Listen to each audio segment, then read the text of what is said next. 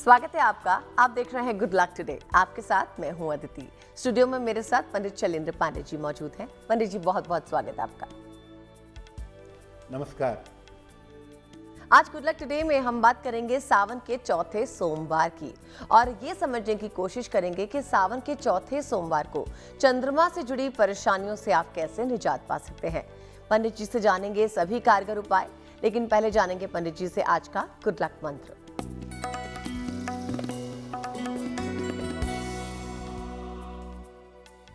सावन के सोमवार पर या सावन में रोज भगवान शिव को सफेद मिठाई का भोग लगाएं। कोई भी सफेद मिठाई हो या खीर हो, उसका भोग लगाएं। इसके बाद उसको लोगों में बांटिएगा। ऐसा करने से आपकी मानसिक समस्या में सुधार होगा।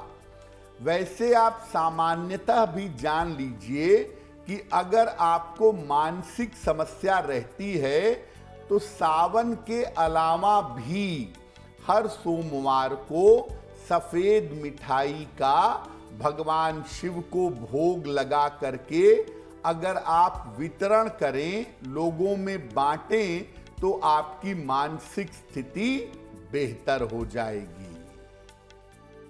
जी पंडित जी, अब हमें बताइए 12 अगस्त 2024 यानी सोमवार का पंचांग।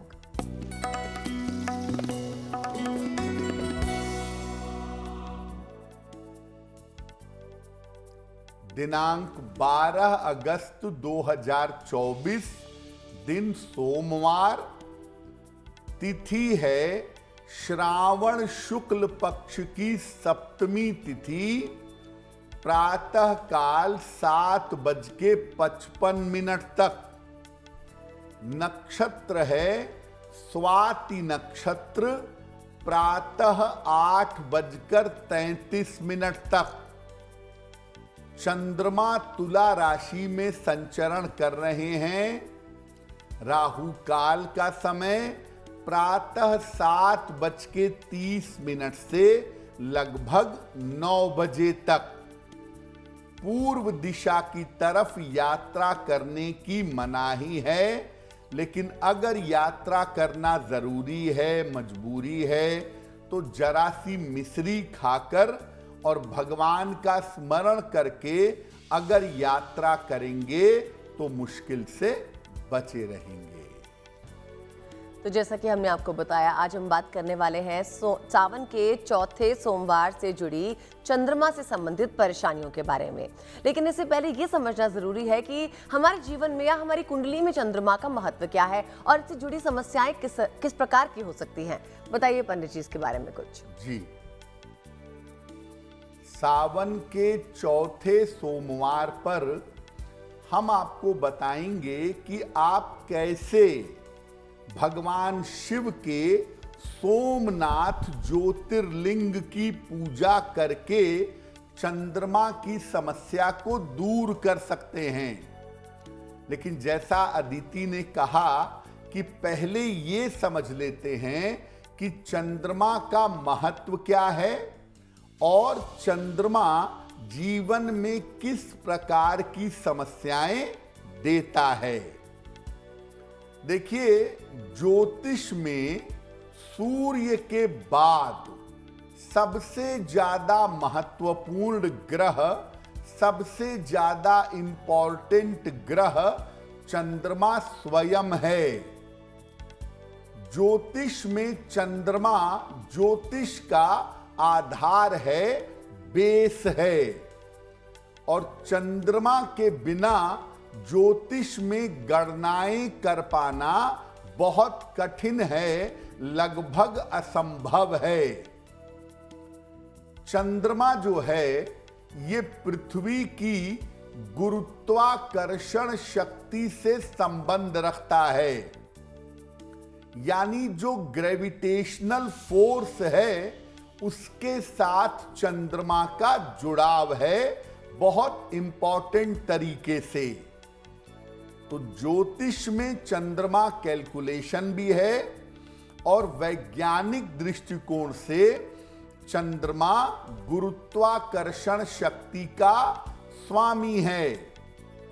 ये पृथ्वी के सारे जल तत्वों को नियंत्रित करता है।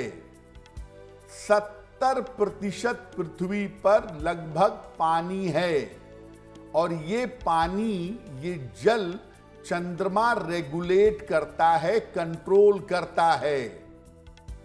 मानव का मन और उसकी भावनाएं, किसी भी व्यक्ति का जो मन है, जो उसका इमोशन है, ये चंद्रमा का ही क्षेत्र है, चंद्रमा से ही संबंध रखता है।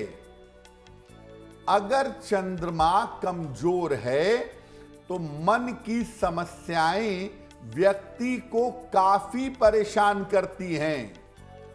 उसका मन उसके लिए जीवन में एक समस्या का बड़ा कारण बन जाता है।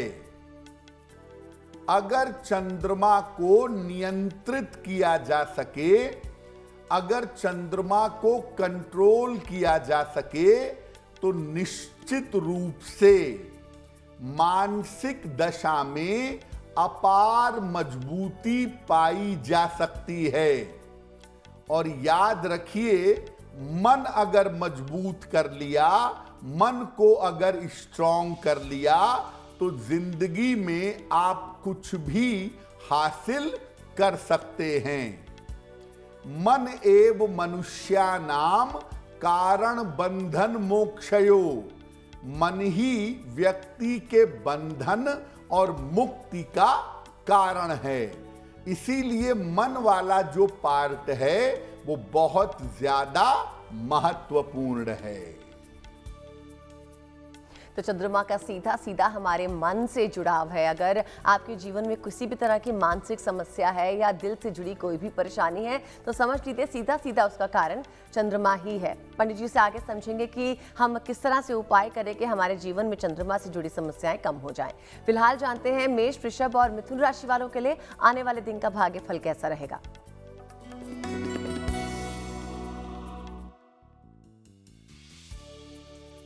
मेष राशि, स्वास्थ्य आपका ठीक बना रहेगा। पारिवारिक जीवन में आपके सुधार होगा। काम में आपके व्यस्तता रहेगी। खाने पीने की वस्तु का अगर दान कर दें तो आपका दिन और भी ज्यादा बेहतर होगा। शुभ रंग होगा आपके लिए लाल और भाग्य का मीटर आपको नंबर दे रहा है 70% मध्यम भाग्य आपके साथ बना हुआ है।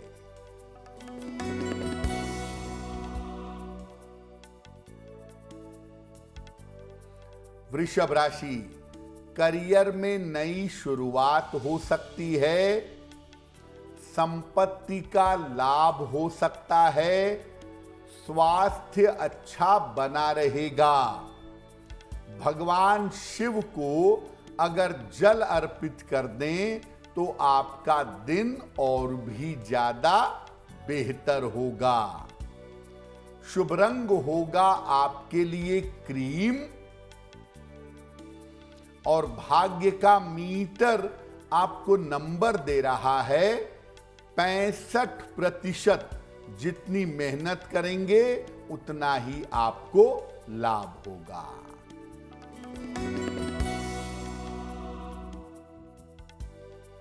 मिथुन राशि, धन लाभ के योग बन रहे हैं। करियर में सफलता मिलेगी। संतान पक्ष की उन्नति होगी।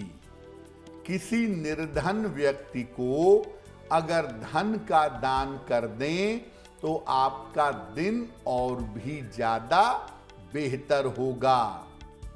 शुभ रंग होगा आपके लिए हरा और भाग्य का मीटर आपको नंबर दे रहा है 75%। उत्तम भाग्य आपके साथ बना हुआ है। पंडित जी, अब हमें बताइए कि ज्योतिर्लिंगों की अगर बात करें तो कौन सा ज्योतिर्लिंग चंद्रमा से संबंध रखता है और क्यों रखता है ये संबंध ज्योतिर्लिंग से? देखिए, अलग अलग ग्रहों के लिए अलग अलग ज्योतिर्लिंगों की उपासना की जाती है और इसका ठोस कारण है। ऐसा नहीं है कि जिस ज्योतिर्लिंग के साथ आपने मन किया आपने जोड़ दिया, नहीं, उसके पीछे तर्क है, लॉजिक है, साइंस है। कौन सा ज्योतिर्लिंग चंद्रमा से क्यों संबंध रखता है?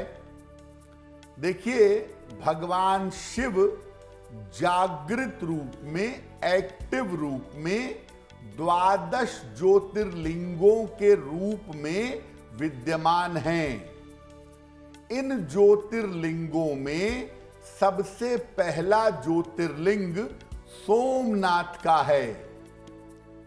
ये ज्योतिर्लिंग गुजरात के काठियावाड़ के प्रभास क्षेत्र में स्थित है। चंद्रमा को सोम भी कहते हैं और चंद्रमा यानी सोम के द्वारा इसकी स्थापना करने के कारण इस ज्योतिर्लिंग को सोमनाथ कहा जाता है। चंद्रमा को दक्ष प्रजापति ने शाप दे दिया था क्षय होने का और पूरी सृष्टि में केवल शिव ही ऐसे थे जो चंद्रमा को शाप से मुक्त कर सकते थे। चंद्रमा ने अपने शाप को दूर करने के लिए इस शिवलिंग की स्थापना करके विधिवत आराधना की थी और चंद्रमा को क्षय रोग से, शाप से मुक्ति मिल गई थी। माना जाता है कि इस शिवलिंग के और आसपास के स्थान पर चंद्रमा को प्रभावित करने वाली ऊर्जा विद्यमान रहती है। इसीलिए सोमनाथ का जो ज्योतिर्लिंग है वो चंद्रमा के साथ गहराई से जुड़ा हुआ है और इसके संपर्क में आ करके आप चंद्रमा संबंधित बाधाओं को बहुत आसानी से दूर कर सकते हैं। पंडित जी, आप बताइए, कर्क, सिंह और कन्या राशि वालों के लिए आने वाले दिन का भाग्यफल किस तरह का रहेगा?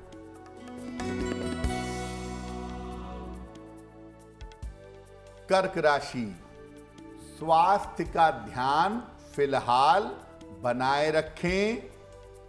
व्यर्थ की दौड़ भाग रह सकती है। महत्वपूर्ण काम अभी टाल दीजिए।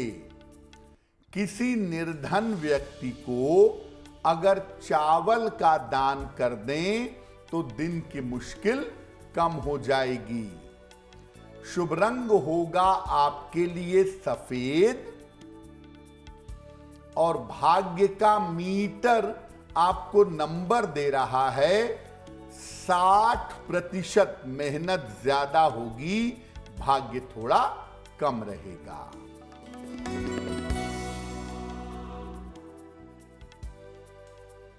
सिंह राशि, कोई शुभ सूचना आपको प्राप्त होगी। परिवार में शुभ कार्य होंगे। करियर की बाधा दूर होगी। खाने पीने की वस्तु का अगर दान कर दें तो आपका दिन और भी ज्यादा बेहतर होगा। शुभ रंग आपके लिए होगा लाल और भाग्य का मीटर आपको नंबर दे रहा है 70%। मध्यम भाग्य आपके साथ बना हुआ है।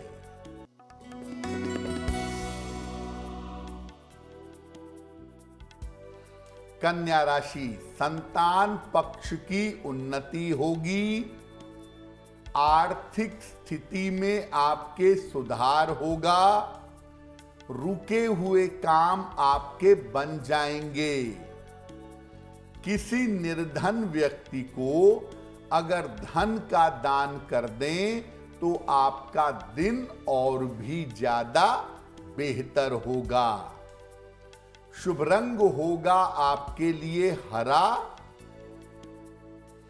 और भाग्य का मीटर आपको नंबर दे रहा है 80%। बहुत अच्छा भाग्य आपके साथ बना हुआ है। अब बढ़ते हैं अपने अगले सेगमेंट आपका सवाल की तरफ। यानी दर्शकों में अगर किसी का कोई भी सवाल है, मन में किसी भी समस्या को आप साझा करना चाहते हैं पंडित जी के साथ, तो आप हमें मेल ज़रूर भेज सकते हैं। इसके लिए हमारा ईमेल एड्रेस आपकी स्क्रीन पे फ्लैश हो रहा है। अब जानेंगे हम पंडित जी से कि किस दर्शक का सवाल ले रहे हैं पंडित जी, और उनकी समस्या का क्या समाधान बता रहे हैं। बताइए पंडित जी। जी,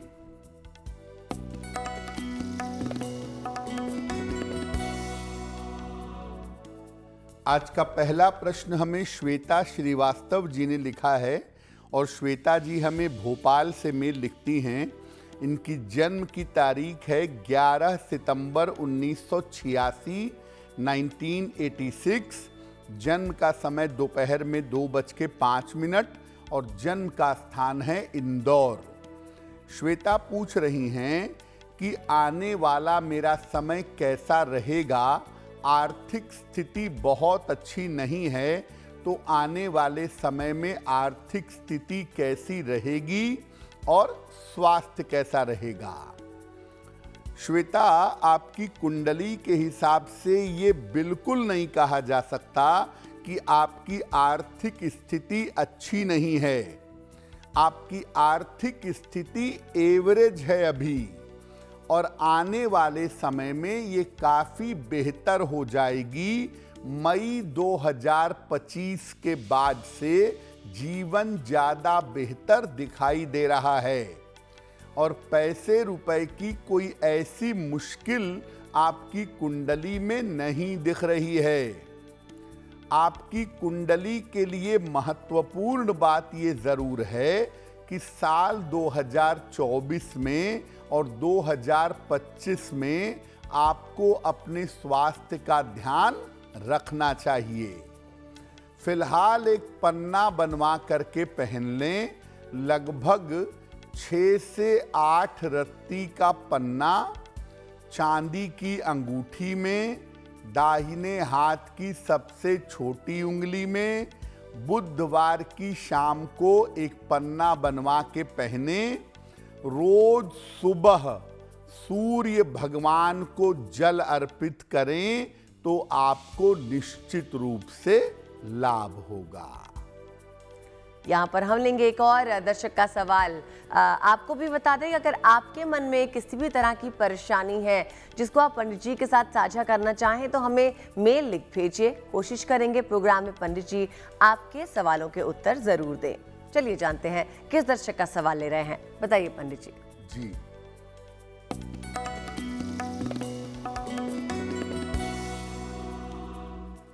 अगला प्रश्न हमें तनुज ने लिखा है और तनुज हमें मेल लिखते हैं दिल्ली से। इनकी जन्म की तारीख है 25 मई 1980। जन्म का समय शाम के 4 बजे और जन्म का स्थान है देवरिया, उत्तर प्रदेश। तनुज कह रहे हैं कि कुछ दिनों से मेरा व्यापार अच्छा नहीं चल रहा है। हर महत्वपूर्ण काम में अड़चन आ रही है, मुझे सफलता नहीं मिल पा रही है, तो मुझे क्या उपाय करना चाहिए। तनुज, आपकी कुंडली के हिसाब से पहले तो आपको अभी धैर्य रखना चाहिए। 4 नवंबर 2024 के बाद से आपका समय बेहतर होना शुरू होगा और ऐसा लग रहा है कि व्यापार तो आप यही करेंगे, लेकिन आपका स्थान परिवर्तन इस साल के अंत में या अगले साल के आरंभ में होगा और आगे आपका व्यापार बेहतर होता चला जाएगा। फिलहाल आप ऐसा करें, एक पन्ना बनवा करके पहन लें।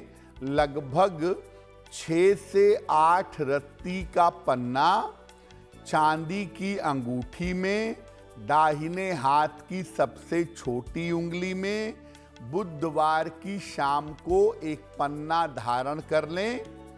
रोज सुबह सूर्य भगवान को जल चढ़ाएं और रोज सुबह 108 बार ओम आदित्याय नमः इस मंत्र का जप करें, आपको लाभ होगा।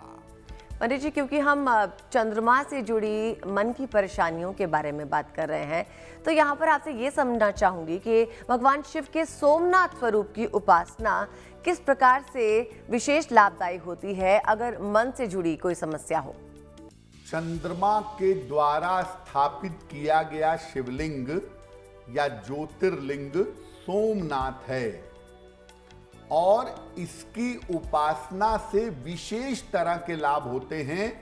ज्यादातर फायदे वो होते हैं जो चंद्रमा की समस्या को दूर कर देते हैं। जैसे जिन लोगों को अत्यधिक तनाव करने की या चिंता करने की आदत हो, उन्हें सोमनाथ ज्योतिर्लिंग की उपासना जरूर करनी चाहिए।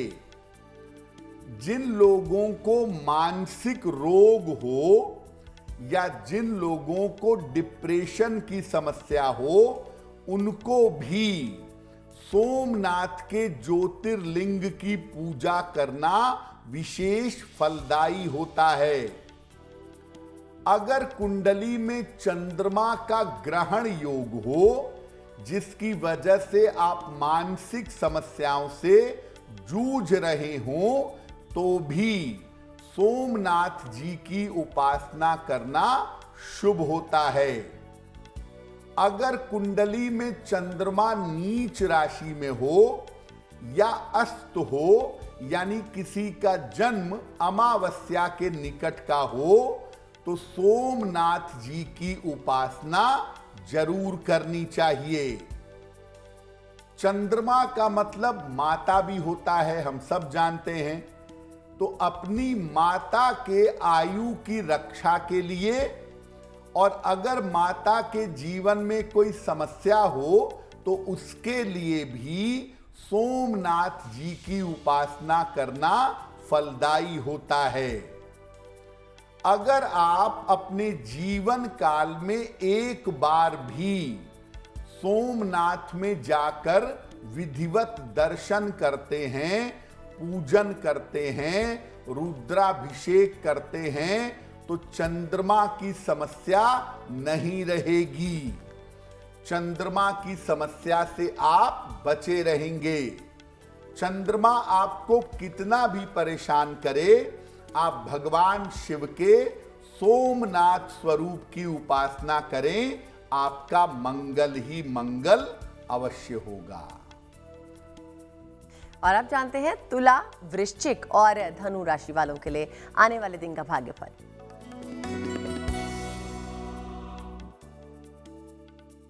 तुला राशि, आपका स्वास्थ्य कुल मिला जुलाकर फिलहाल बेहतर दिखाई दे रहा है। काम में आपको सफलता मिलेगी और धन की स्थिति में आपके सुधार होगा। खाने पीने की वस्तु का अगर आप दान कर दें तो आपका दिन और भी ज्यादा बेहतर होगा। शुभ रंग होगा आपके लिए गुलाबी और भाग्य का मीटर आपको नंबर दे रहा है 90%। सबसे ज्यादा भाग्य आपके साथ बना हुआ है।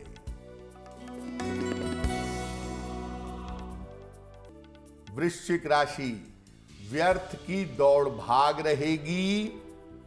महत्वपूर्ण काम अभी आपका रुक सकता है।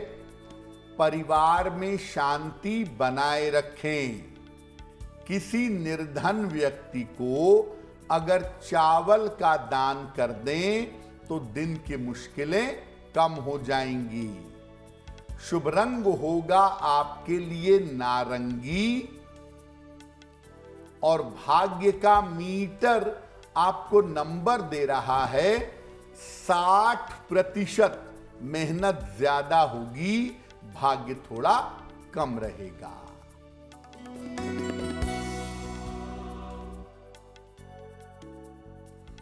धनु राशि, धन लाभ के योग बन रहे हैं।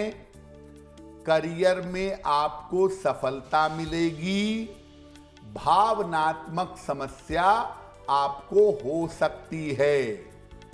किसी निर्धन व्यक्ति को अगर धन का दान कर दें तो आपका दिन और भी ज्यादा बेहतर होगा। शुभ रंग होगा आपके लिए पीला और भाग्य का मीटर आपको नंबर दे रहा है 70%। मध्यम भाग्य आपके साथ बना हुआ है। पंडित जी, आपने हमें बताया कि ज्योतिर्लिंगों में से एक सोमनाथ जी की उपासना करने से मन में अगर किसी भी प्रकार की व्यथा है, चंद्रमा से जुड़ी समस्या है, तो वो हल हो सकती है। ये बताइए कि क्या हम घर पे ही सोमनाथ जी की उपासना कर सकते हैं, और अगर हाँ तो किस तरह से? दो तरीके हो सकते हैं। एक तो ये कि आप मंदिर में जाके दर्शन करें, और अगर स्थिति परिस्थिति ऐसी नहीं है तो आप अपने घर में भी सोमनाथ जी की पूजा कर सकते हैं। कैसे करेंगे? पूजा स्थान पर सोमनाथ जी का चित्र स्थापित करें। सफेद वस्त्र धारण करके सुबह के समय या प्रदोष काल में सूर्यास्त के समय में इनकी पूजा करें। महिलाएं पीले वस्त्र पहनकर पूजा करेंगी और पुरुष सफेद वस्त्र पहनकर पूजा करेंगे। इनको सफेद वस्तुएं अर्पित करें और सफेद वस्तु का ही भोग लगाएं। इसके बाद शिव सहस्त्र नाम पढ़ें या शिव पंचाक्षर स्तोत्र का पाठ करें या नमः शिवाय का खूब जप करें। इसके बाद सोमनाथ जी का मंत्र है ओम नमो भगवते सोमनाथाय। ओम नमो भगवते सोमनाथाय, इसका जप करें। ये उपासना सोमवार के दिन अवश्य करेंगे। ये उपासना करिएगा, निश्चित रूप से आपका कल्याण होगा। और हर सोमवार को आप भगवान के सोमनाथ स्वरूप की पूजा करिएगा। आपको बहुत सारे फायदे होंगे, लेकिन सबसे बड़ा फायदा ये होगा कि चंद्रमा संबंधी आपकी समस्या दूर हो जाएगी। बहुत खूब पंडित जी। अब हमें बताइए मकर, कुंभ और मीन राशि वालों के लिए आने वाले दिन का भाग्यफल।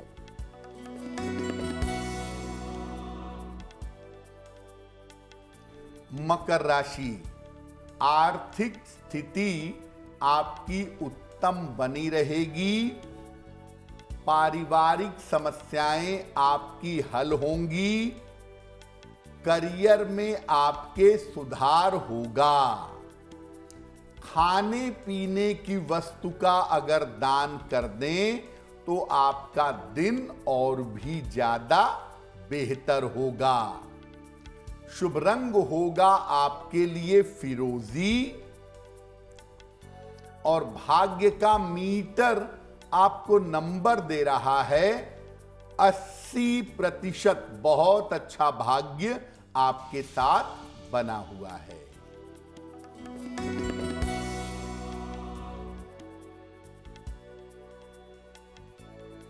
कुंभ राशि, धन लाभ के योग बन रहे हैं। करियर की स्थिति आपकी अच्छी रहेगी। व्यस्तता काफी बढ़ी रहेगी। किसी निर्धन व्यक्ति को अगर धन का दान कर दें तो आपका दिन और भी ज्यादा बेहतर होगा। शुभ रंग होगा आपके लिए नीला और भाग्य का मीटर आपको नंबर दे रहा है 75% उत्तम भाग्य आपके साथ बना हुआ है।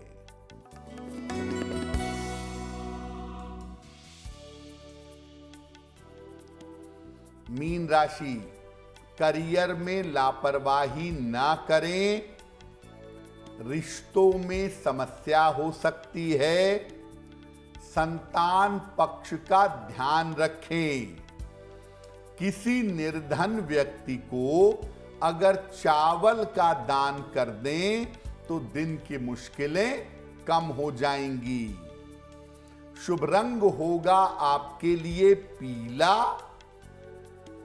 और भाग्य का मीटर आपको नंबर दे रहा है 60%। मेहनत ज्यादा होगी, भाग्य थोड़ा कम होगा।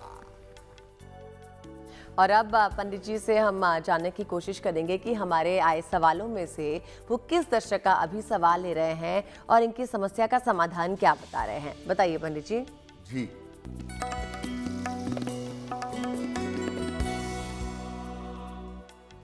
अगला प्रश्न हमें सौमित्र जी ने लिखा है और सौमित्र जी हमें मेल लिखते हैं कोलकाता से। इनकी जन्म की तारीख है 7 अक्टूबर 1985, 1985। जन्म का समय रात में 9:10 और जन्म का स्थान है कोलकाता। सौमित्र कह रहे हैं कि मैं विदेश जाना चाहता हूं नौकरी करने के लिए और सेटल होने के लिए। मेरी कुंडली में इसकी क्या संभावनाएं बनती हैं? सौमित्र, आपकी कुंडली के हिसाब से आप अवश्य विदेश जा करके वहां लंबे समय तक रह सकते हैं, लंबे समय तक नौकरी कर सकते हैं, लेकिन विदेश में सेटलमेंट की संभावना आपकी कुंडली में नहीं बनती है। दूसरी बात यह है कि आप अभी अगले साल के मार्च तक करियर में कोई बड़ा रिस्क मत लीजिएगा, वरना किसी मुश्किल में आ सकते हैं। मार्च 2025 के बाद अगर आप करियर में कोई रिस्क लेते हैं या करियर में कोई बड़ा परिवर्तन करते हैं तो ऐसा करना आपके लिए बेहतर होगा। फिलहाल आप एक पीला पुखराज बनवा के पहन लें।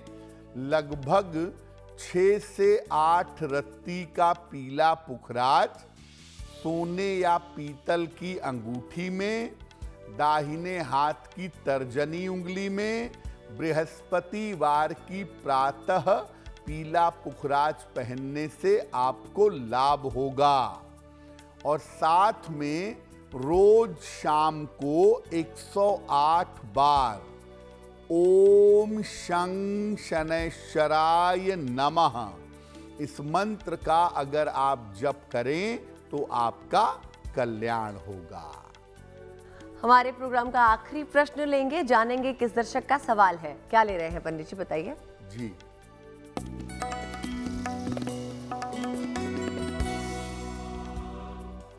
आज का अंतिम प्रश्न निर्मला जी ने हमें लिखा है।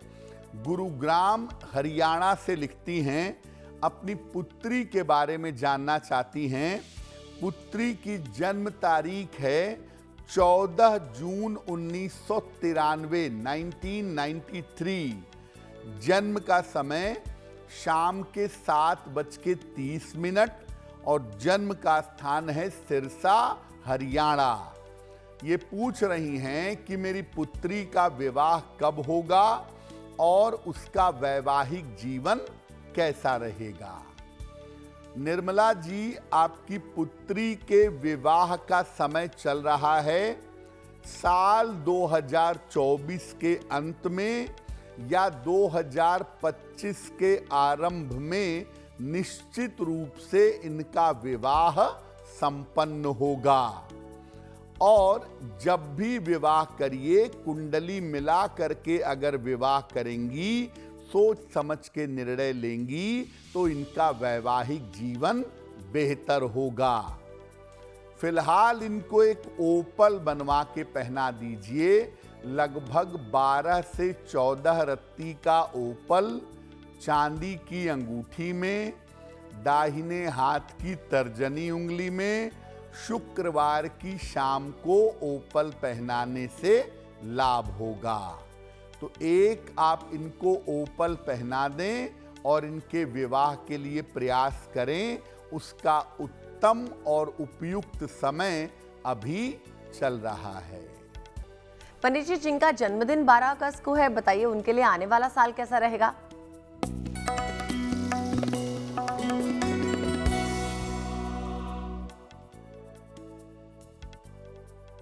जिन लोगों का जन्मदिन 12 अगस्त को है, उन्हें हम सबकी तरफ से जन्मदिन की हार्दिक शुभकामनाएं। आने वाले वर्ष में अपने स्वास्थ्य का ध्यान बनाए रखें। करियर में आपके लिए परिवर्तन के योग बन रहे हैं। आर्थिक स्थिति इस साल में आपकी अच्छी बनी रहेगी और अविवाहितों का विवाह इस साल में हो सकता है।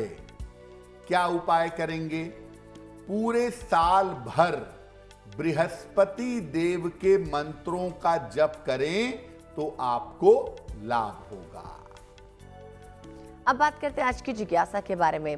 जिज्ञासा ये है कि क्या सावन के महीने में मां पार्वती की उपासना भी फलदायी हो सकती है? बताइए पंडित जी। हम में से ज्यादातर लोग ये समझते हैं कि सावन में केवल शिव जी की पूजा होती है, जबकि सावन के महीने में भगवान शिव और मां पार्वती की संयुक्त पूजा ज्यादा फलदायी होती है। हम शिवलिंग पर जल अर्पित करते हैं, शायद हम न जानते हों शिवलिंग के किनारे की जो वेदी है वो शक्ति है और बीच में लिंग स्वरूप शिव हैं। तो आप शिवलिंग पर जब जल अर्पित करते हैं तो आप शिव और शक्ति की एक साथ पूजा करते हैं।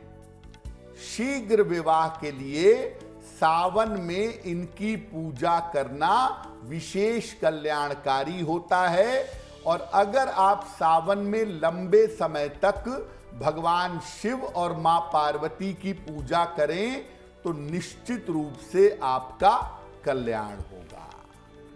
चलते चलते पंडित जी, हम आपसे ये जानना चाहेंगे कि 12 अगस्त 2024 यानी कि सोमवार का शुभ पहर कौन सा रहेगा?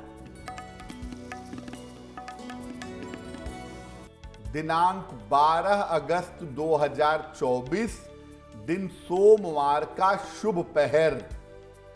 शुभ पहर का समय है रात के 10:30 से 12 बजे तक। इस समय में शिव जी के सामने घी का दीपक जला करके प्रार्थना करिएगा। ऐसा करने से आपके धन और स्वास्थ्य की स्थिति में सुधार होगा। लेकिन करेंगे शुभ पहर में ही। समय फिर से नोट करें, रात को 10:30 से लगभग 12 बजे के बीच में। जैसा कि हम हमेशा अपने प्रोग्राम के अंत में आपको एक राशि के बारे में बताते हैं, इसका चयन भी पंडित जी ही करते हैं। तो जान लेते हैं पंडित जी से कि आज वो किस राशि के बारे में कुछ खास बातें बताएंगे। बताइए पंडित जी।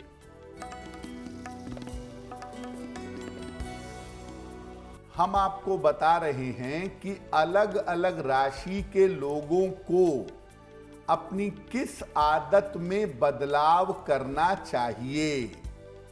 आज की गुड लक राशि है कन्या। इनको अपनी स्वार्थ की आदत में और धन के पीछे भागने की आदत से बचना चाहिए। इस आदत को बदलना चाहिए। आप जीवन में दूसरे के इमोशंस की, दूसरे के भावनाओं की अगर कद्र करेंगे तो आपको लाभ होगा। वक्त है एक महा उपाय जानने का, एक ऐसा उपाय जो आपके जीवन में बेहद उपयोगी साबित हो सकता है। समझते हैं क्या है ये महा उपाय, बताइए पंडित जी। जी,